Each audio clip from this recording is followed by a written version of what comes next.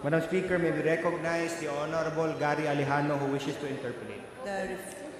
To interpolate. His Honor is recognized.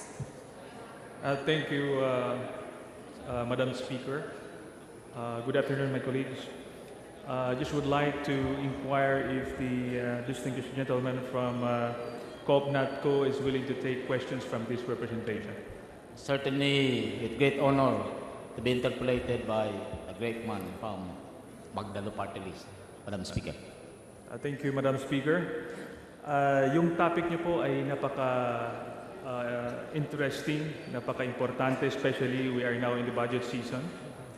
I-clarify ko lang po ulit, how much is the unused appropriation of the national government in the year 2015?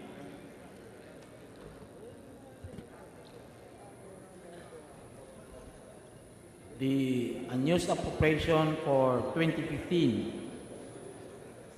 is amounting to 353 billion. That's the unobligated allotment, Your Honor, Madam Speaker. If you add the unreleased appropriation, it will be more than 400 billion. 486 billion. 486 to be. Thank you, Honorable Bravo. Ano po ang implications ng, o ano ang underlying reasons and the implications of this large amount of unused, hindi po nagagamit na pondo ng ating gobyerno? For me, Madam Speaker, distinguished colleague, it simply means that the absorptive capacity of the agency is low. The absorptive capacity. Absorptive capacity is low. Ang ibig po ba sabihin niyan, Madam Speaker, ng absorptive capacity ay yung kanilang kakayahan na gagastusin ang pondong nakalaan sa kanila? Exactly, Your Honor, Madam Speaker. In that respect, Honorable Bravo, Madam Speaker, why is it, in your own opinion, different agencies of government are still asking for more if they cannot spend the money allotted to them? That's why, in fact, Madam Speaker, distinguished colleague, for every budget presentation of any government agency, I'm raising this issue, that why ask for an increase in the budget where in fact they're not even able to use the allotment or appropriated amount by the Congress on the preceding year. So, would that mean, Madam Speaker, that aside from the absorptive capacity of the agencies of government, would that also imply that agencies of government failed to plan and failed to execute certain plans? I agree, Your Honor. I pointed out that issue because the number of personnel in their planning department before the increase of budget was still the same as with the number of personnel when they increased their budget. That is why kulang ang personnel na nagpaplano sa kanilang mga ahensya. Is that correct, Honorable Bravo? You are correct, Your Honor, Madam Speaker. Ang budget po natin ay kinukuha po natin sa sources of revenues ng ating gobyerno. Pag hindi po ito akma doon sa projected expenses ng ating gobyerno, tama po ba na nangungutang ho tayo para punuan ang kakulangan, Madam Speaker? Yes, Your Honor. Kung ganun ang sitwasyon, na manghihiram ho tayo dahil kailangan ho natin punuan ang projected expenses, and with the fact na hindi naman pala natin nauubos ang ating pondo, we are increasing our national debt unnecessarily. Is that correct, Honorable Bravo, Madam Speaker? Exactly, Madam Speaker, Your Honor. May I know on your side, Honorable Bravo, the standing national debt of our national government, if you have knowledge? The outstanding debt for 2015? Yes, Honorable Bago. In 2016, it's actually 6.1 trillion 6.1 trillion. outstanding debt. I asked that question, Madam Speaker, dahil po lumalaki ang ating utang na binabayaran din po natin ng interest. Inuutang po natin ang pondo na at the end of the day ay hindi naman po natin nagagastos. And this will be subject to anomalies kung hindi po ito nagagastos. No? And ang taong bayan po ang nababurden dito po sa pangungutang ho natin, Madam Speaker, Honorable Bravo. In relation to this, Honorable Bravo, have you heard about the pronouncement of the President for all appointed positions in government to tender the resignation? Come again, Your Honor, Madam Speaker. Narinig po natin, I think, a couple of weeks ago, na pinaparesign po lahat ang mga na-appoint sa pwesto sa gobyerno, I think as far back as the time of President Ramos. Is that correct, Honorable Bravo? Yes, Your Honor. Para sa akin po ay tama lang po yung para magkaroon ng elburo ng ating mahal na presidente. Nalagyan ng tamang tao na magpapalakad sa mga ayansan. Well, assuming na hindi po sila tama, how about kung nagpe-perform na ho sila ng trabaho and they have gained the skills and the mastery and their field of jobs or expertise? Hindi po ba ito mag-i-impact again doon sa absorptive capacity ng mga ahensya? Dahil alam naman ho natin na pagbago ang nakaupo, mag-a-adjust muna ho yan. Mag-aaral muna yan. Merong learning curve ang mga nakakaupo. And since we have already historical unused appropriations, would it not all the more increase the unused appropriation of our government? For me, Madam Speaker, distinguished colleague, as we can see, data shows us that the performance of the previous head of offices through this agency are not performing well. In fact, because of the vicious cycle of unused appropriation from 2010 to present. So I think that's one of the reasons why the President decided to have a replacement of these secretaries so that maybe he has in mind that they are more capable of running the agency and once and for all perform well as far as spending is concerned. I understand, Madam Speaker, Honorable Bravo, if you are replacing major positions in government, but not all, thousands of them. Actually, you won't be able to fill them up in just so short a time. Napakarami po ito. And again, kung ganon karami po, even those with fixed term are being replaced because of course, they were asked to resign, so they might be seen as holding on to their position, so they resign, some of them. And since this is very numerous, ang sinasabi ko, would it not impact again on the absorptive capacity and or the delay of the implementation of the projects? For this representation, we give the benefit to the President that he will really appoint a competent personnel in such capacities. Thank you, Honorable Baba. I will just go to my next question. Would you agree on the budget process and deliberation we are conducting here in the House of Representatives? Would you agree to the process, to the scheduling of the budget briefings and deliberation here in the House of Representatives, Madam Speaker? In some aspect, yes, but in some aspect, no. In some aspect, yes, because agency are given the chance to present their budget in a committee hearing, and we are given a chance to scrutinize. But no, in some aspect, because the time allotted is really very limited. But anyway, we still have the plenary where we can fully scrutinize the budget of any agency. Would you agree, Madam Speaker, Honorable Bravo, that during the budget briefing of the different agencies of government, the head of agencies will just spend around 5 to 10 minutes explaining their performance in the past year and their proposed budget for the next year, and considering the fact that their agencies involve billions of pesos? Would you agree that the time allotted for their briefing is just very short?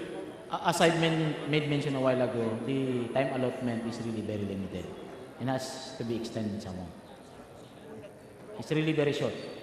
Yes, I raised that issue, Madam Speaker, because during the budget briefing, it is also at the same time that members of the House of Representatives ask their questions. And I cannot fault members of Congress to ask some parochial questions. Now, with the limited period of time in the budget briefing, heads of agencies of government were not able to really explain in detail their performances and their proposed budget. And then you allow members of Congress who just received their budget briefing in the morning or during the time, and they won't have enough time to scan the papers given to them. And then, napakabilis, magkakaroon na ng budget deliberation at the same time, ibinabasa pa lang natin yung mga papers nila. So, Madam Speaker, Honorable Bravo, if I may, I have raised this in the last Congress, that in order for the House of Representatives to really focus on important policy issues regarding the budget of every agency of government, we should devote enough time for each department. And we can avoid with parochial concerns by conducting consultations prior to the budget briefing. Would you agree with that, Madam Speaker, Honorable Bravo? Partly yes, I agree. Partly no, because there is still a proposal that after the budget presentation by the agency, there will be pre-plenary wherein we can still ask questions. Yes, I understand, Madam Speaker. However, we should do it in a more systematic way, wherein we allow our agencies of government to present their budget in detail and allow members of Congress to take note of their questions and any questions on the budget. And then the next time that agency will go back to House of Representatives, that would be the time members of Congress will ask questions to the different agencies of government. And this time around, agencies of government will receive questions. Would you agree with that? I agree to that proposal. I mentioned that, Madam Speaker and Honorable Bravo, because nakakalungkot po na during the deliberation, 5 minutes lang po ang itatanong natin sa isang ahensya na bilyon-bilyon ng pondo. And it is not helping members of Congress to really understand the budget. Plus the fact na yung NEP po natin ay design po siyang hindi mabasa. Napakaliit ng mga nakalagay doon sa NEP natin. Alam mo ng ating mga kasama dito na napakaliit na mga letra, ng mga numbers doon sa NEP natin. And without the aid of agencies of government to really expound on those proposed budget and their past performances, members of Congress wouldn't be able to understand really the programs of that agency. Would you agree, Honorable Bravo? I agree to the observation of the distinguished colleague, Madam Speaker. Another matter, Honorable Bravo, on the issue of budget planning. We have the Local Development Council. in every local government unit. And the task of the Local Development Council is to come up with a local development plan. Short term, medium term, and long term. And in that Local Development Council, the members of Congress are allowed to send their representative in order to raise concerns of members of Congress. That is according to the Republic Act 7160 or the Local Government Code of 1991. Are you aware of that, Madam Speaker, Honorable Bravo? Yes, Your Honor. That's supposed to be the process of budgeting. I mentioned that because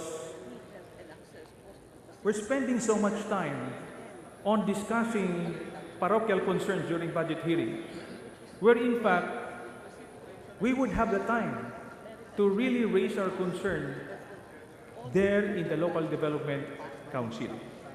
And with the ruling of the Supreme Court that members of Congress should not interfere in the implementation of the projects, and considering also the process by which we can improve the speed and the quality of budget deliberation, there should be an extensive deliberation of budget in the grassroots level. Would you agree with that? I fully agree, Your Honor, Madam Speaker.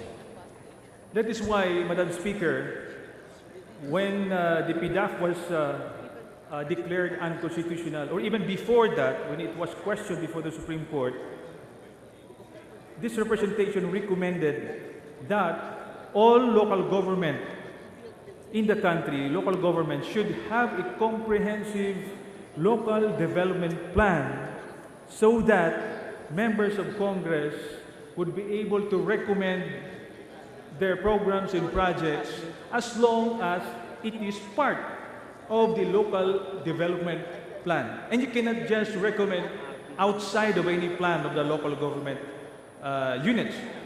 And now, since we are, the power of the purse belongs to Congress, it is our right to really make sure that the funds are not excessive, are not used improperly. That is why I recommend that we improve the planning process even here in Congress and even the local level, so that when the proposed budget reaches the House of Representatives, we would be able to discuss in the policy level so that we can perform our function very well, Madam Speaker, and perform our mandates in making sure that the executive department are doing their mandates. Would you agree, Madam Speaker, Honorable Brown? I agree, Madam Speaker, Your Honor. I'm submitting myself to that process. That in a long process of budgeting under the local planning, it will really address the or eliminate regular, unnecessary, excessive, and extravagant budgeting. Thank you, Honorable Babo. I hope that we will be able to come up with a law which this representation intends to file to require all local government units to come up with a comprehensive long-term master development plan so that there will be sustainability when it comes to planning and implementation of programs and projects, so that there will be harmony of all plans from the local level to the provincial, regional, and even to the national level, and without really delaying the process of budget briefing and deliberation here in the House of Representatives, because so far it has been the practice of agencies of government to propose budget that includes lump sum budget, and it is only here in Congress where the itemized or agencies of government start to itemize lump sum budgets. Do you agree with that observation, Honorable Bravo? I agree with I have the same observation, Your Honor, Madam Speaker. But in some areas, their projects or programs are being scrutinized by Regional Development Council. And some of these councils are very active and in fact are submitting in some areas a detailed project proposals. Well, I agree, Madam Speaker, Honorable Bravo. However, as per my observation as well, nagiging copy-paste na lang yung plano. Kung anong plano ngayon, i-copy-paste for the next year without really looking into the purpose of their proposal. So, plus the fact that napakalakas po ng politika dito sa Pilipinas na pag napalitan ng isang local chief executive, yung mga plano niya ay sigurado pong hindi susundin ng kanyang katunggali sa politika pag ito ay nanalo. Kaya nga po dapat ay magkaroon po ng maliwanag na planning process ang ating bansa para hindi naman every time ay babaguhin yung plano at pagdating sa taas, marami pong tinatawag ho natin na budget insertions. Madam Speaker, Honorable Crowd. Yes, Your Honor, Madam Speaker. With that, that's all for me, Madam Speaker, Honorable Bravo. Thank you for the opportunity, and thank you also for educating us and our colleagues when it comes to the budget. Good afternoon.